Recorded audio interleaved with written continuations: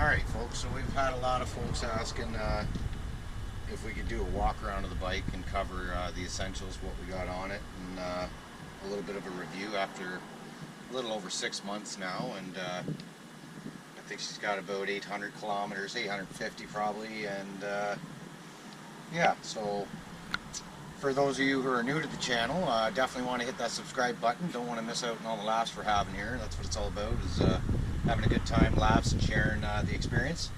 So do that, and click the bell, and you'll get notified of all of our new videos coming. You don't want to miss out. So that being said, we'll get to the channel and the bike.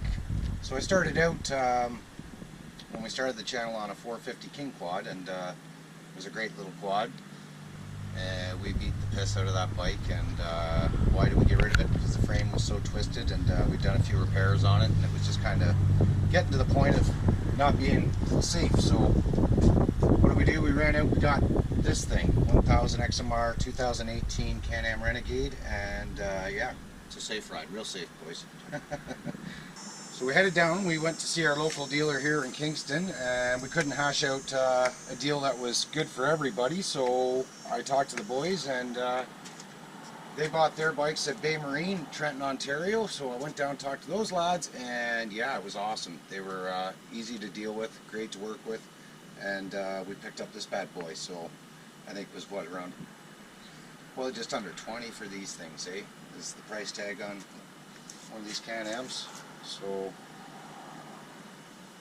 yeah, anyways, before we even left the dealership, these things are known to run a little bit lean, so we had grabbed the Bomb Racing fuel controller, which I got under here, and we had thrown a Yoshimura slip-on the quad right away, and we still got the Bomb tuner. We did get rid of the Yoshi. The reason being is we do a lot of swamp riding in water, and a little more of a pain to repack, riveted together, stuff like that. So what we ended up doing is going with RJWC Duals, full stainless system, and got their logo on there. Looks sweet, real nice system. Got that from my good friend Trevor, Dirtylife.ca, which you see I'm wearing a shirt sporting the logo right here. Trevor's a great guy to deal with, and now he's actually on with taking on Kimpex as a distributor, so now we have access to getting pretty much all of our parts through him, so that's awesome. Love dealing with the guy. Look forward to throwing some more things on it. Back rack we got from Full Armor Off-Road. We ordered that out of the States real early in the game. You need something to pull on when you're stuck, so that was one of the first things we had done. Let's see what else we've got. Next was dealing with the belt, so we put a Dalton clutch kit in it, and that worked great for a time being. And then we changed the tires and went with Interco Interforce 2s, 9 wides, 30s, a 14-inch rim, 2.5-inch lug. Great tire. One thing I noticed with them was when we switched from, when you look at the anything narrower than a 9 wide, the Trenton profile really changed, and it went from a really narrow tire that's going to dig, good for mud pit racing, hard bottom I would think, but I wanted something that was a little wider that could pull me up on the skag and create a good paddle, so we went with the 9 wides. Really like them all the way around, same size, so I can rotate them out front to back, and good for tread longevity, right? But they are a really hard compound. Things I like about them: they skim water amazing. They propel you forward when there's traction like no other. Can't believe how fast they get out of the hole. Some scenarios they dig pretty quick, but you get a run at those. Overall, really impressed with them. They're right on par with the Assassinators, and You guys know that. You watched the videos, so you've seen it firsthand. So yeah, I dig the tires. Things I don't like about them, they're a super hard compound, so when you're on anything hard pack trailing to get to the locations or the mud holes, then you know they're really sketchy. They like to skate a lot over the trail, so you got to be very cautious with them on anything hard pack. But they're not made for that. It's not what we built the bike for. So for what they're being used for, they're an awesome tire, boys, and they're actually about $300 cheaper, I think, than the Assassinators. The Assassinators are an amazing tire too, though. There's no doubt about it that they work amazing. So the tires went on.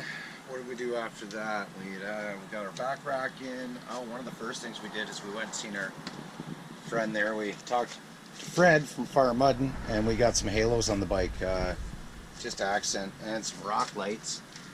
Created some billboards there. Sorry, Thrill Billy, we're losing the belly, but yeah, with some of the add-ons that are on the bike, get their logos up under there, and people can kind of see and put two and two together when we're out on the trail. Yeah, they're a really cool looking product. Get some awesome pictures out of them, guys, thumbnails, stuff like that. Love them. So that's those. Check him out, firemudding.com, if you guys are looking to get a set for yourself. We customized the gas cap and the gear shift, and that was done by a guy on Facebook that we got into a conversation with. Brad Fletcher, look him up. They do some awesome work. Was totally stoked and happy with how they turned out. Wicked job. Thanks again, Brad. Then we had a friend of ours, actually, Grant, good buddy there. He owns an upholstery place out here in Belleville, Quinny Marine, and he did this up for me custom, so that was really cool. Love that piece. Just some visual add-ons there, right? So we started out, you want to cover, like the reason I grabbed this gas cap, main reason was the big O-ring that's on it, just to ensure that I don't get any water in there. And I mean, I'm playing in the water all the time, so I wanted to do a couple things to this bike to make sure she was going to be good to go.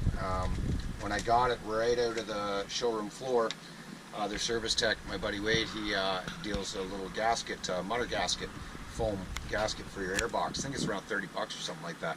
Works great, keeps all the water out of your airbox. After a while though, because it's such a tight seal, I had to use the ratchet to get the airbox cover on and off. And it didn't take but 3 times removing, and I had stripped out the airbox and couldn't get the cap back on, right? So away with that. And actually, I guess I'm just going to show you guys while we're going in there. We got this little Seco Racing seat latch.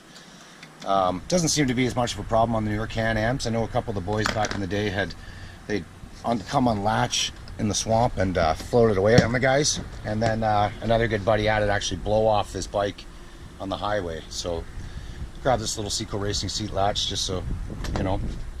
But yeah, we'll get to the airbox here and I'll show you. We ended up going with, again from Dirty Life, the RJWC airbox billet cover. And that's because, again, I don't like to strip out my cover and have no access on the trail, so I can be rest assured that I don't have any intrusion. So there it is, and while we're in there you can see a little bomb racing tuner right on. So yeah, that's not going to strip out. Billet aluminum, boys, and it has a rubber gasket and it's relatively thick, and you'll see that I always put a little layer of dialect grease when I'm sealing up things from water. So we've used dialect grease on the rubber seal. Boom, you see it squeeze out, you know you got a good seal. So no water intrusion.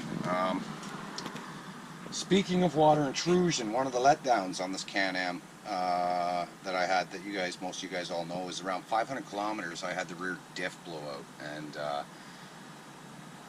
they're infamous for taking water in these seals, and so we ended up we had no problems whatsoever dealing with Bay. That was awesome. They had me a new diff right away, covered under warranty, obviously. I mean, those guys know how to treat their customers right. So I took that new diff and I took the opportunity to send it out west to Mud and Wheels, Jared Burley of mudandwheels.com, and we had him rebuild the new diff, and he sets the lash to a better tolerance spec and make sure that everything is bang on.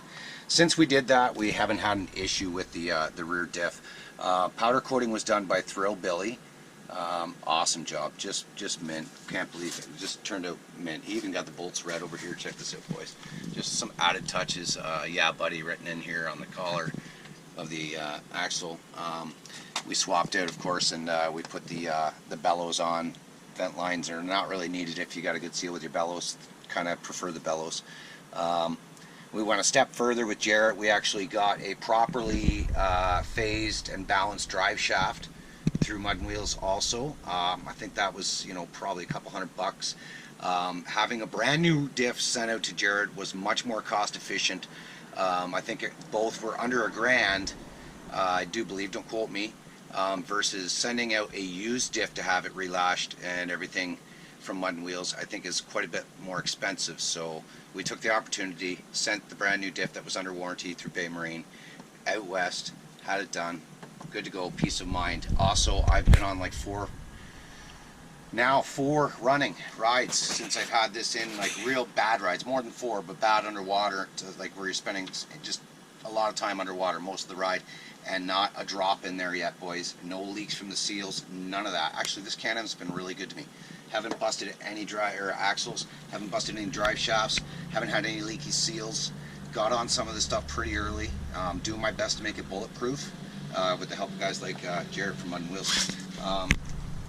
Another thing we took the opportunity to do is we reached out and we contacted Alka and said, do you think you could provide a better ride? Now, I've talked to a lot of guys, and apparently, you know, the Fox shocks that were on it, you know, if they're valved and set up for you specifically, if you send them to Fox or to somebody who does shock valving, and have them set up and specified for you, well then yeah, you're going to get a great ride out of them. But I found them pretty rigid, and Alka was just coming out with a new Stage 3 designed for the 1000, and so yeah, we went right ahead and ordered those up and haven't looked back, and God, I'm so happy with them. I'm so I can't tell you how plush and soft this ride is.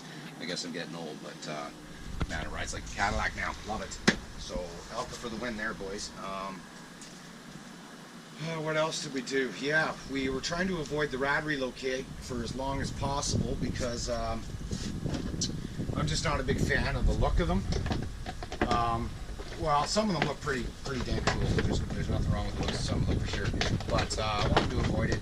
Again, for another reason was the camera off of my helmet, staring at the back of it all the time. I try to give you guys the best view I can possible. So that's the biggest factor right there. More added weight, things like that. So knowing that the bikes run hot, my buddy Wade, service tech from BayMarine, again turned me on to this little product over here. Actually, it's a Boysen super cooler water pump kit. And here it is here. And the old Can-Am one had a real 90 going on here, whereas this has got a real nice contoured curve, which is right there going to open up better flow. They also changed the impeller to a high flow impeller, and I haven't had a problem, guys. And you've seen the crap I'm in. I'm like, it's 2.5 feet of clay.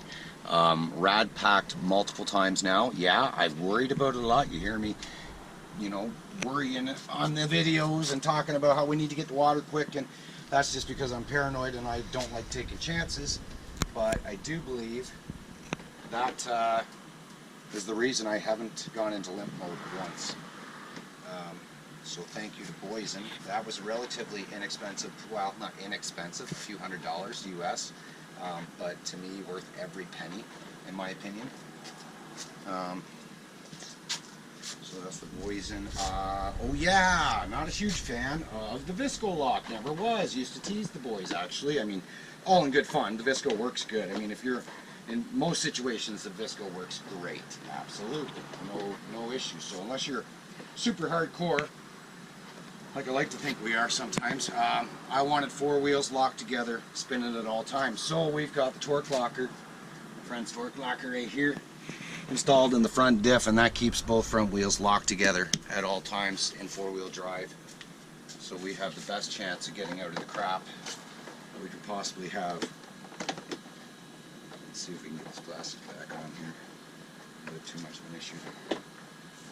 Make sure both sides are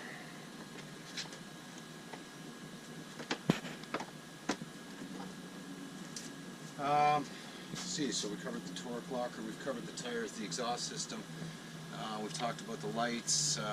What else did we do? We actually, a couple things I had to have right away, so I ordered them up from BayMarine right away. Was a rear skid, because with this model they only give you the first 2 sections and they leave this open, so anything I could get to tie the frame or add rigidity to it I thought was great. So I also, I mean, everybody needs this. This is something you have to have, is the hitch receiver, and throw something on there so you can be yanked out reverse, right? I mean, or a lot of guys like to mount tiger tails out of these, so this is a must-have. Actually, I consider both these pieces a must-have. Love them, right? So those were done pretty early as well. Also, actually, I just ordered up a new front bumper, the alternative front bumper for this this rig. Just tired of seeing the paint chips and all that. Yeah, you guys can see. We're going to send the rear bumper out powder coated. Probably not till winter when we're done riding every day, type of deal, right? So, but yeah, I'm tired of seeing this. Plus, I've never been a real big fan of this whole design. I actually was talking or thinking about cutting these points off at one point, but why destroy a perfectly good bumper? So I happen to like the extreme one that they offer in the OEM catalog through your local dealer.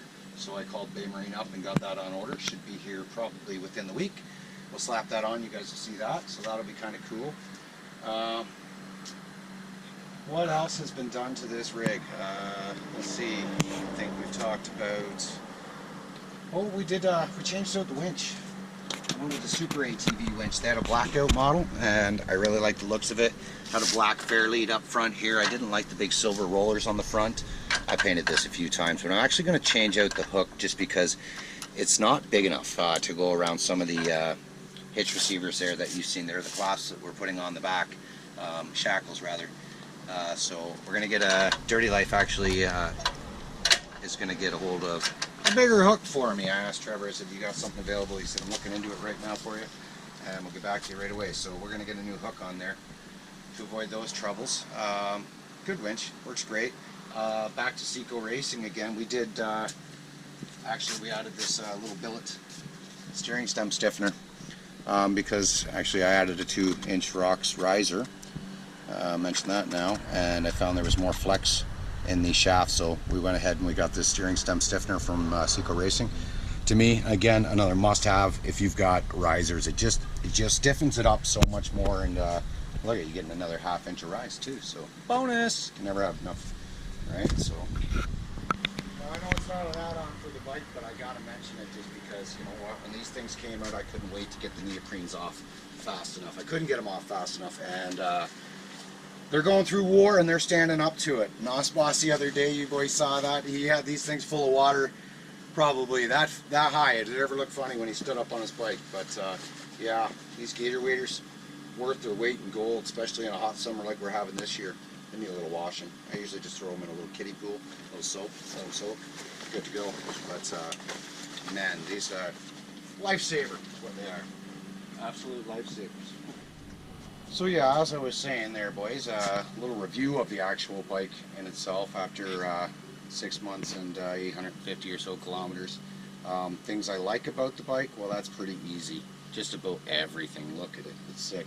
It's a powerhouse. Nothing works like it. On the trails, it just conquers everything, and it's way worth every penny, I'm not going to lie. But yeah, there are some things to deal with. Making sure she's completely watertight, like we were talking about earlier there in the review of the products. And yeah, so issues I've had with it, the rear diff, obviously 500 kilometers blew out on me. Wasn't an issue, covered by warranty, so not a big deal to me. The diffs seem to be hit or miss a bit, you know, that's the way it goes. I had this tie rod kept coming loose on me. After, I don't know, I'd say after about 300 or 400 kilometers, it just kept coming loose every ride. So a little lock tight, good to go. Hasn't in the last, I don't know, couple hundred kilometers, still tight, so we're good to go there. But what led me thinking and finding that out was this. And this is the only drawback that I'm not liking about the bike, right here. Check out the slop in the steering. That's not a little bit. That is, like, that's over 1/2 inch. That's quite. Now, I trace that down to the tie rods, and I'm looking at the pitman arm right here, and it's not moving. slowly back that camera on out so we can see the bars and the pitman arm at the same time.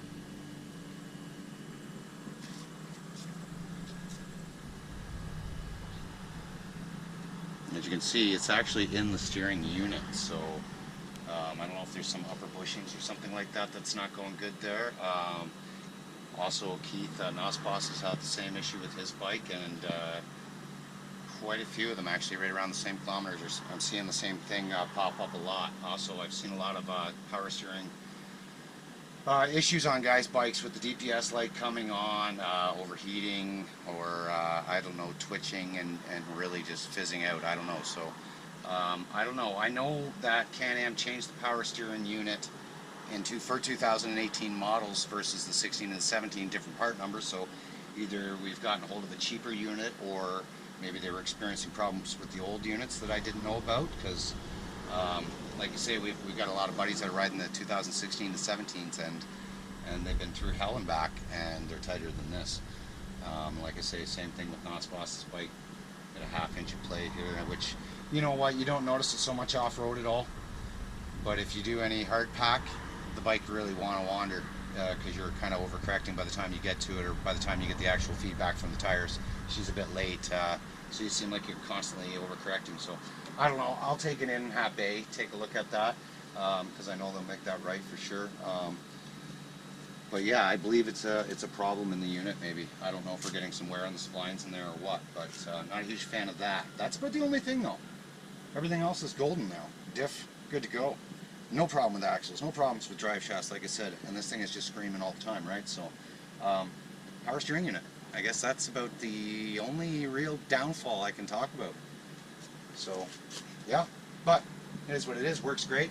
I haven't taken it in yet, so that's because it's just not that big of an issue to me yet. We get some downtime here, come maybe in the winter, then I'll take it in and get it remedied. But until then, we're going to keep riding, keep making videos for you guys, and let's take this in.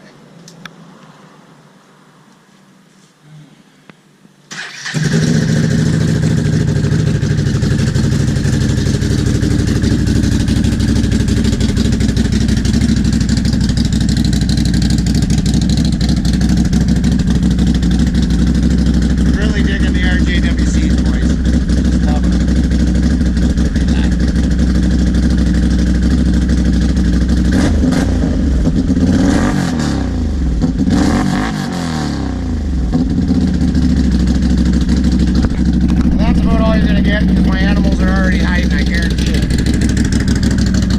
She does sound nice though, eh?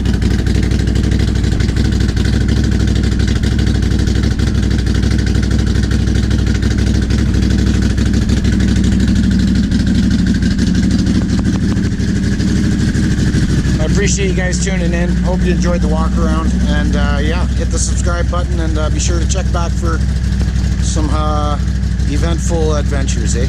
Right on. Cheers, boys. Take it easy.